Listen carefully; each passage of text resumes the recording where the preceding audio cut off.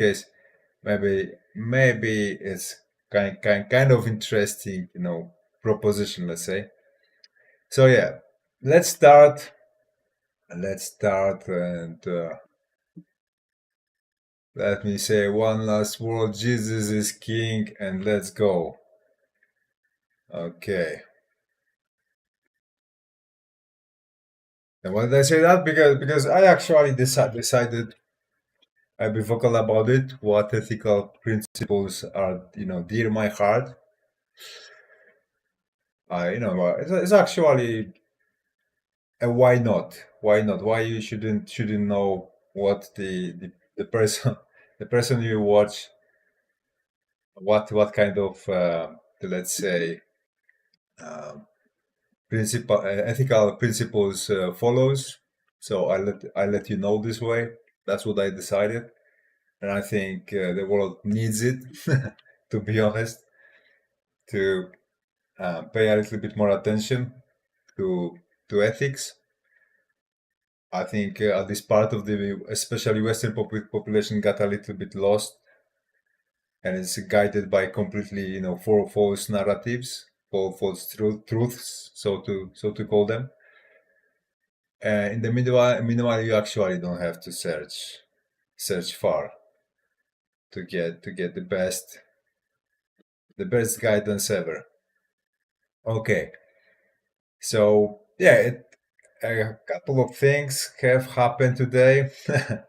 KDA, as you see, keeps following with that huge, brutal decline. And to be honest, it makes me think more and more about trading it because this looks very juicy. If they do not delist it from Binance, I mean, if Binance does not delist them, I already said it on my Telegram group that probably I will turn on a trading on it in my trading system. Why? Because the more given market reduces, the easier it is for it to score a very high pump, right? And this is a proof of work coin. It's a layer one, so that's a plus. It's not a token; it's a layer one. It has its own economy, right? Thanks to proof of work. Nowadays, proof of work is much safer than it used to be, thanks to AI. From investing perspective. Why? Because back in the day, if you bought mining equipment, dedicated powerful chips, computer chips to do mining. Once the mining itself stopped to be profitable, the only way you could squeeze any kind of remaining money from it, was to sell it, just to sell the equipment, right? Because the equipment was not giving you any kind of revenue anymore. It was just a depreciating asset. It was losing its value. It was not earning you a single dime until the next bull market. And that's that from diagnose bear market to bull market is usual. Before people realize that they should turn the miners on again, it takes around a year on average. So that is why, and in minds of people that haven't experienced cyclicality, once they enter a bear market, they think it will last for long years, right? So they were selling it then, right? And now there is a completely new use case for it, because even if mining is not profitable anymore, you can lend that computing power to AI, right? To compute AI, something that was non-existent in previous bull market, right? So this is a huge game changer, and that's why it is, I think, much more reasonable to expect from proof of work coins to have much stronger foundation, thanks to AI, right? Thanks to that simple fact that the compute can be the compute that is not profitable for mining anymore can be rented to AI, rented out to AI, and if the profitability comes back, you can quickly power up proof of work algorithms. So yeah, so that's why I'll be extra careful with neglecting proof of work coins. To be honest, extra careful. So yeah, hopefully they do not delist it if it stays like this. What I would like to do to see, I mean, what I would like to see here is this thing finding a bottom somewhere, going sideways for some time, for a week or maybe even two. That would be a perfect scenario. I'm not sure if we have that much time to do it. Why? Because according to pretty much all of the metrics I know of, we should be at the bottom in the altcoin market. This is like it looks like a rock bottom, literally. Even though when we go over, for example, to crypto fear and greed index, yeah, historically we've seen it at lower levels. Now it's 29, and maybe not this version, right? Not this version, but other versions of crypto fear and greed index we've seen at lower levels, and so that could be a little bit tricky when you think of it.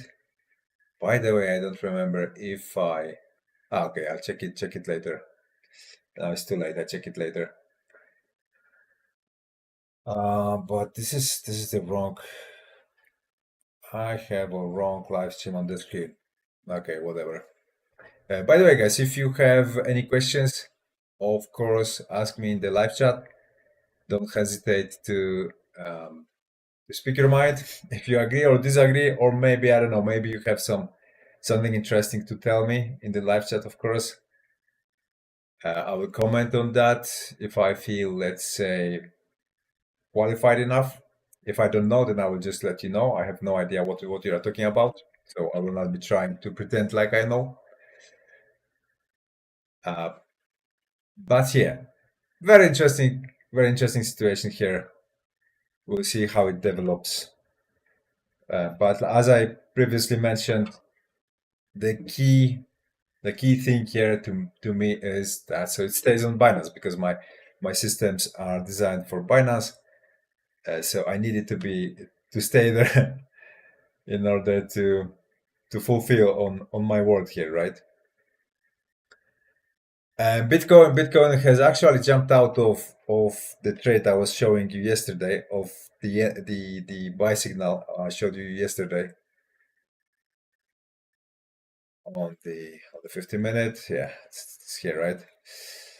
And it gave me a 4.5% loss, which if we look at last four trades, it almost nullified my previous profit. But that happens, that happens. Nothing to overly be worried about. Uh, does that mean we should follow lower? No, absolutely not. My bet is that we actually won't we won't follow lower. I think this market will will regain the upward momentum very, very soon. Probably even today, or maybe tomorrow. As you may already know, quite a lot depends on Thursday, and maybe that's why today we are having a depot, right? Because it's Wednesday right now. And sorry, I just read a message. Somebody wrote me a message. And yeah, maybe that is why we are dipping today on Wednesday, because Thursday needs to be green. Thursday needs to be green. So if any dips had to happen, it's better if they happen today, right? on Wednesday. Who knows? Maybe that's the whole trick of today, right? Yesterday and today slash today. Because as you see, the market is trying to recover now, right? Is trying to get back Wednesday. It's trying to flip it green. And yeah, probably if I'm right, the closer we get to Thursday, the stronger it will try to recover. When you go over to crypto bubbles, as you see, is mostly red for last 24 hours. Just here and there is some, green bubbles of somewhat visible size, like nil, for example. By the way, I have a nil in trade as well, and it's doing quite good. I mean, can't complain so far. Let me show you. Plus 20% profit. But there was a lot of going on here, as you see, since the entry. It was going up and down, up and down, up and down, but finally it gave up to the buying pressure. And I think this is somewhat, in a miniature, quite a good representation of what is coming to the crypto market, to overall altcoin market, rather. And yeah, we've been going up and down, but at the end of the day, it will have to give up to buying pressure. Why? Because there is, I mean, who else is selling, right? Like literally everyone and their mother already sold. So of course, you can still try to make a case that market makers will still, manipulate it. They will be shaking things up, will not allow it to stabilize. But at certain point of market reduction, market makers lose whatever incentive of doing that. So I think way too many coins already reached that point, reached that stage, and that is why market makers will literally leave them alone until they get they gain a little bit, regain a little bit of retail interest back, and that could take a while, after such a beat up that started on Friday 10th this month.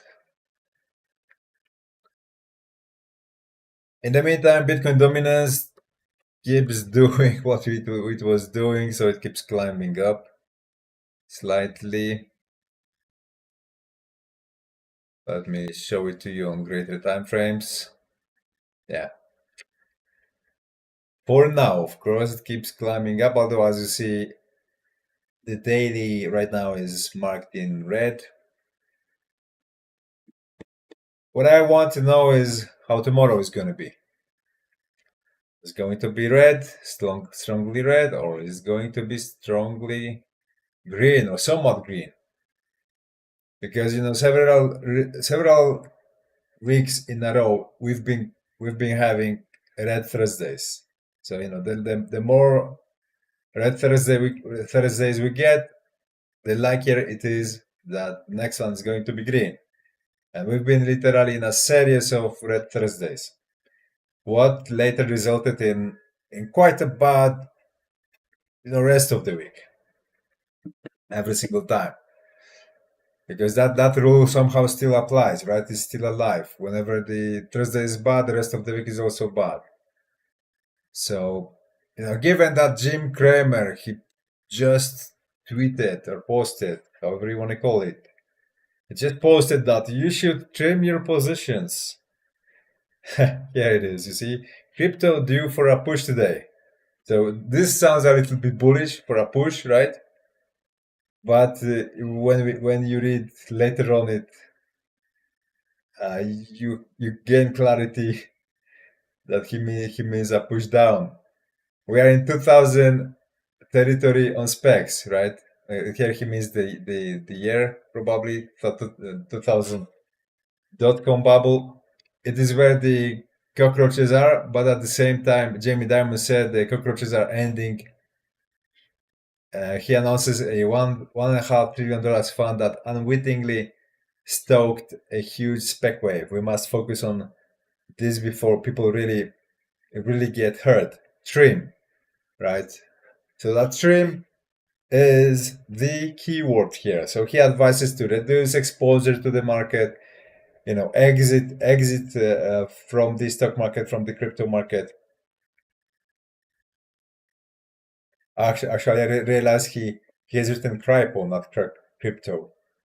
He he wrote crypto. Okay. All right. So yeah, historically speaking, this guy he has an amazing record of calling things 180 degrees. So so whenever he says you should sell, you should buy. Whenever he says you should buy, you should sell. So that is literally, in my eyes, the final confirmation that market will have a very strong U-turn from what it has been doing so far. So altcoins should finally see a very decent rally. The part of the year is perfect. We're entering, we're getting closer and closer to second half. I mean, we're closing the first half of fourth quarter and moving fast. Time flies into second half of fourth quarter. So we are literally in the most bullish time of the year, right? Market is grossly oversold. Jim Cramer is calling for even worse. What else you want, right? What else you want? I mean, you can't ask for more, to be honest.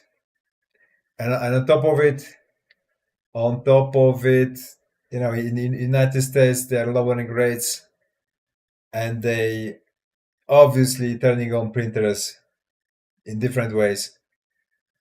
They will be injecting more and more, cash into the economy, which we already know about. So, the TradFi is looking for ways how to transfer over to stable coins, to trading against stable coins. Like there's so many signs in the sky, a huge wave up in the altcoin field is looming. That is very, very difficult to ask for better indications, to be honest.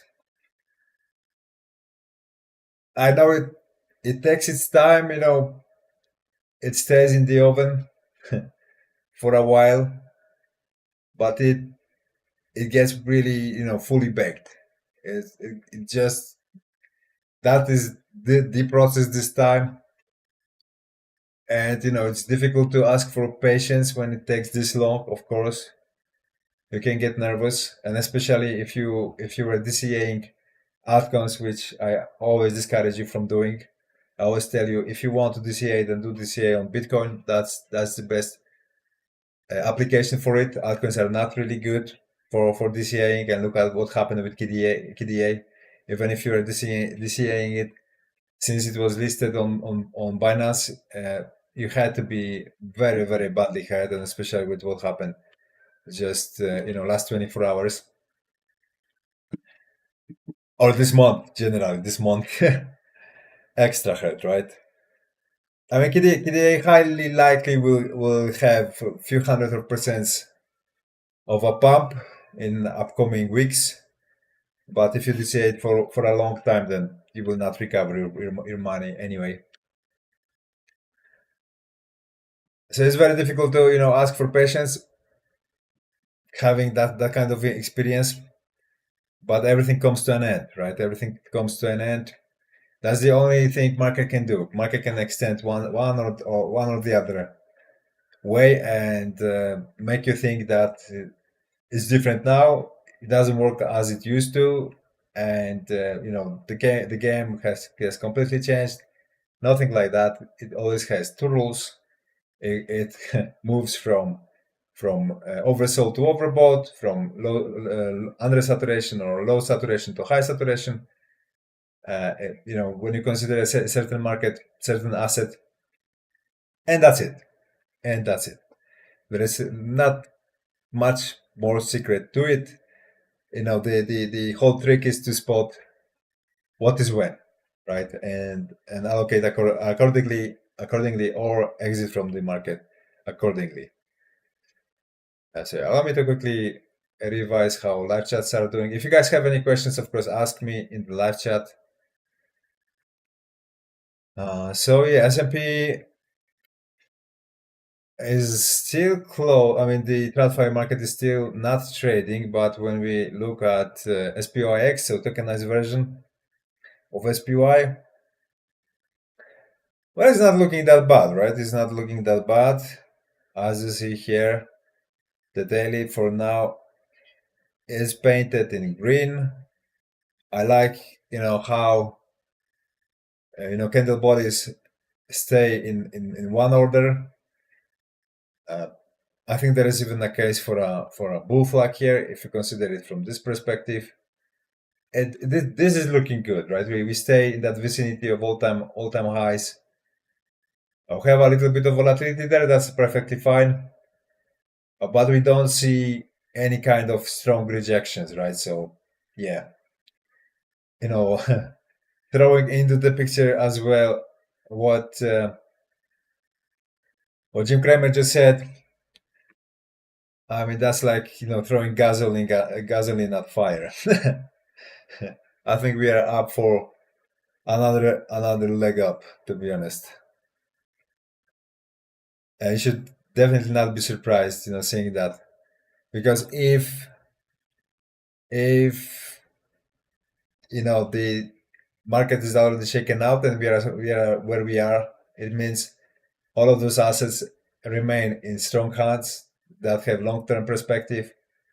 Um, and given that they're about to add a lot of dollars to their balance sheets. Here, of course, I mean Fed, Federal Reserve, and government of United States. They're going to print add a lot of dollars to the circulation. That means dollar will keep inflating, so it's nowhere near safe haven. Eventually, gold could be treated as such, but gold is giving us a sign of being in a bubble. Currently, it probably has to cool off a little bit, because as you see, yesterday was strongly red for gold. So we could see some form of outflows from this market. Well, when we were around here, I was telling you that I saw materials of people selling their gold watches because the gold in those watches were more valuable, were, were pricier than the collectible value of the watch itself. That's like one of the most prominent proofs for the market to be in a bubble. And well, so far it looked like the timing of it was to a T, right? Like absolutely perfect, right at the top, right? Because since then we are correcting, and we could be correcting for a little bit longer. I mean, overall gold probably will be doing quite well anyway, against US dollar, because remember we measured it against US dollar. But probably if you measure it against crypto, it will be fading, especially against altcoins. Those that survived the bear market, because altcoins are still in their bear market. The others chart, so the one that supposed to represent overall altcoin market. Remember, it's actually heavily skewed, heavily distorted. I even think a word like manipulated also is not an exaggeration here. So this one does not reflect how the real picture of altcoin icon scene looks like.